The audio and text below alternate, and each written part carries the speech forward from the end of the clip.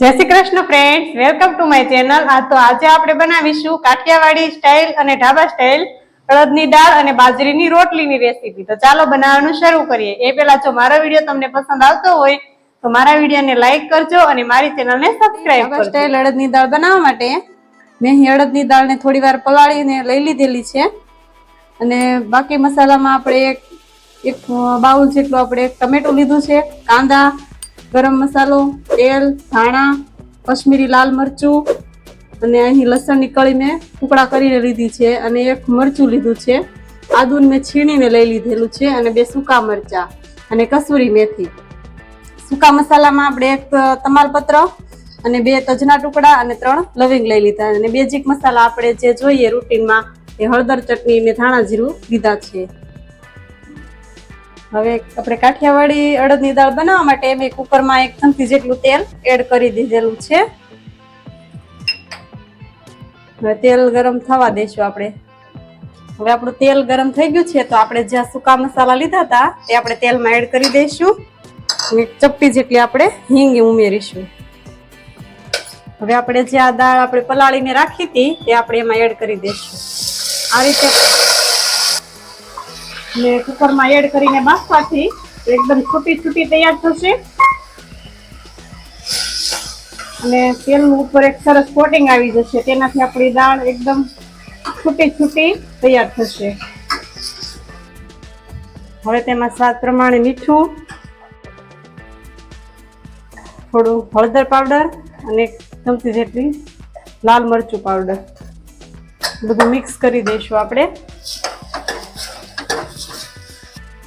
હવે આપણા મસાલા બરાબર એકદમ મિક્સ થઈ ગયા છે તો હવે આપણે જે માપથી આપણે અડદની દાળ લીધી હતી તે જ માપ પ્રમાણે આપણે 2 વાટકા જેટલું પાણી ઉમેરીશું। મેં અહીંયા ગરમ પાણી લઈ રહી છું જેથી એની કુકિંગ પ્રોસેસ શરૂ રહે। હવે બધી વસ્તુને આપણે મિક્સ કરી અને 3 થી 4 વિસલ વાગે ત્યાં સુધી આપણે કુકરને ઢાંકણ બંધ કરીને 3 થી 4 વિસલ કરી લઈશું। હવે આપણી અડદની દાળ અહીં બફાઈ છે ત્યાં સુધીમાં આપણે બાજરાની રોટલી બનાવવા માટે મેં એક પેન લઈ લીધેલું છે અને એમાં આપણે 2 વાટકી જેટલું પાણી ઉમેરીશું।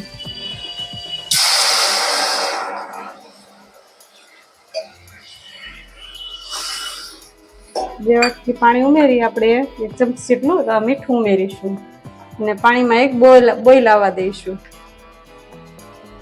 હવે આપણે પાણીમાં બોઇલ આવી ગયો છે અને આપણે જે માપથી પાણી લીધું હતું 2 વાટકી તે જ માપ પ્રમાણે આપણે 2 વાટકી જેટલો બાજરીનો લોટ લીધેલો છે તો તેને આપણે આ રીતે પાણીમાં ઉમેરી અને વેલણના મદદથી આપણે તેને મિક્સ કરી લઈશું।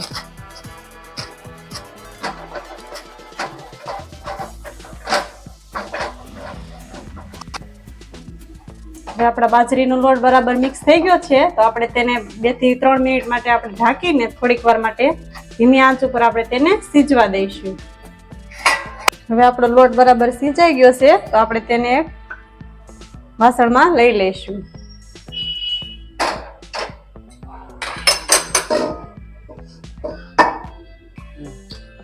હવે તેમાં આપણે 1 ચમચી જેટલું તેલ નાખીને આપણે તેને સરસ રીતે મસળી લઈશું।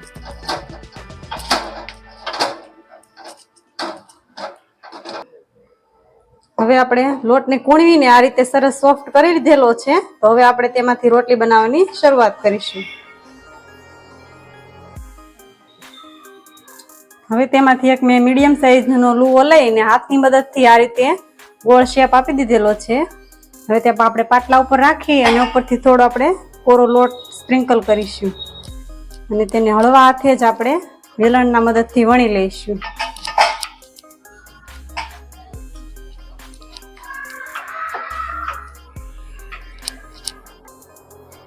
હવે મેં અહીં મીડિયમ થીક સાઈઝની રોટલી વણીને તૈયાર કરી લીધેલી છે અને અહીં મેં તવો પહેલેથી ગરમ કરવા રાખેલો તો હવે આપણો તવો ગરમ થઈ ગયો છે તો હવે આપણે તેમાં રોટલી ઉમેરી દઈશું। હવે તેને આપણે એક બાજુ ચડી ગઈ છે તો આપણે એને બીજી બાજુ પલટાવી લઈશું આ રીતે।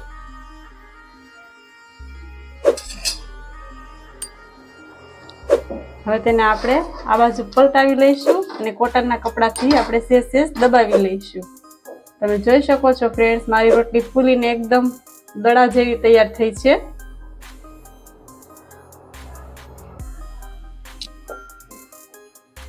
હવે આપણી રોટલી ચડીને એકદમ સરસ થઈ ગઈ છે. એકદમ આપણે ફૂલી ગઈ છે. બાજરીની રોટલી બનીને તૈયાર થઈ ગઈ છે. તો હવે આપણે તેને નીચે ઉતારી લઈશું. હવે તેમાં આપણે ઘીથી તેને ચોપડી લઈશું. એકદમ સોફ્ટ અને સુપર એવી આપણી બાજરાની રોટલી બનીને તૈયાર થઈ ગઈ છે. હવે આપણી દાળ બફાઈને એકદમ સરસ તૈયાર થઈ ગઈ છે અને એકદમ છૂટો છૂટો દાણો તૈયાર થયો છે. તો હવે તેને આપણે વઘાર માટે લઈ લઈશું.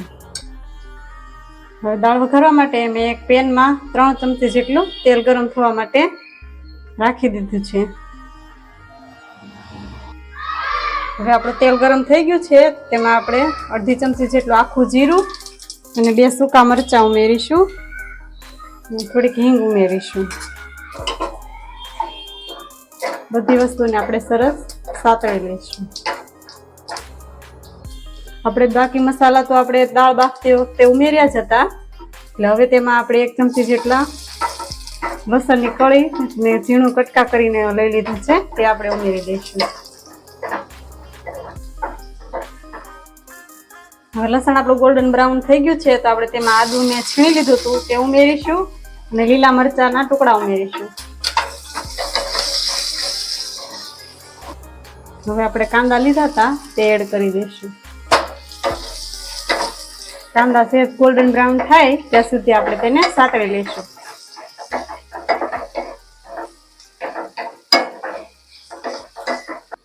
હવે આપણે ડુંગળી એકદમ સતળાઈ ગઈ છે તો આપણે આ ટમેટા ઉમેરી દઈશું. હવે ટમેટા એકદમ સરસ કૂક થઈ જાય એના માટે આપણે સ્વાદ પ્રમાણે મીઠું ઉમેરીશું. મીઠું આપણે બાફતી વખતે નાખ્યું જ હતું એટલે આપણે ગ્રેવીના ભાગનું મીઠું જ આપણે ઉમેરી રહ્યા છીએ. હવે આપણા ટમેટા એકદમ સોફ્ટ થઈ ગયા છે તો અડધી આપણે ટીસ્પૂન જેટલું આપણે ધાણા જીરું આપણે એનો દળ પડી છે. હવે આપણે ચમચી ગરમ મસાલો અને ચમચી જેટલી બધું આપણે એડ કરી દઈશું. મિક્સ કરીશું. આપણે મસાલો સરસ ચડી ગયો છે તો હવે આપણે એમાં દાળ એડ કરી દઈશું.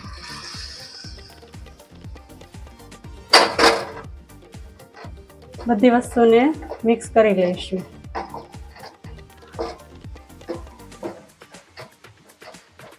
હવે આપણે તેમાં 1 વાટકો જેટલું પાણી ઉમેરી અને થોડી વાર માટે આપણે ઉકળવા દઈશું. હવે આપણી દાળ ધીમા તાપે ઉકળે છે ત્યાં સુધીમાં આપણે કાઠિયાવાડી સ્ટાઇલ લસણની ચટણી વઘાર માટે બનાવી લઈશું. તો મેં અહીંયા 8 થી 10 જેટલી લસણની કળી નાખી છે. 1 ચમચી જેટલું આપણે કાશ્મીરી મરચું અને 1 ચમચી જેટલું આખું જીરું અને થોડુંક ધાણા જીરું. હવે બધી વસ્તુને આપણે વાટી લઈશું. હવે આપણી દાળ ઉકળે છે તેમાં આપણે 1 ચમચી જેટલો મીઠાશ માટે ગોળ ઉમેરી દઈશું. ગોળ ઉમેર્યા પછી આપણે તેને હવે સ્પેશિયલ તડકો કરી લઈશું. હવે આપણી દાળ ઉકળી ગઈ છે તો તડકો કરવા માટે મેં અહીં એક પેનમાં 2 ચમચી જેટલું ઘી લઈ લીધેલું છે. ઘીને આપણે ગરમ થવા દઈશું. હવે આપણું ઘી ગરમ થઈ ગયું છે તેમાં આપણે અડધી ટીસ્પૂન જેટલું જીરું આખું અને અડધી ટીસ્પૂન જેટલો હિંગ ઉમેરીશું. અને આપણે જે લસણની ચટણી ખાંડી હતી તે આપણે એમાં એડ કરી દઈશું અને મિક્સ કરી દઈશું.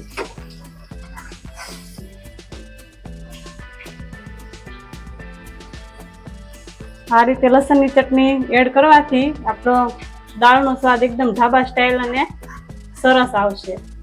તેની સ્મેલ ખૂબ જ સરસ આવે છે. તો આપણે તેમાં એડ કરી દઈશું.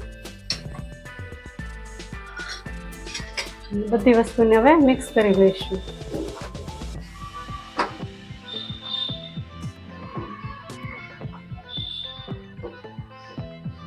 હવે ઉપરથી આપણે લીલા ધાણા સ્પ્રિંકલ કરી અને સર્વ કરીશું.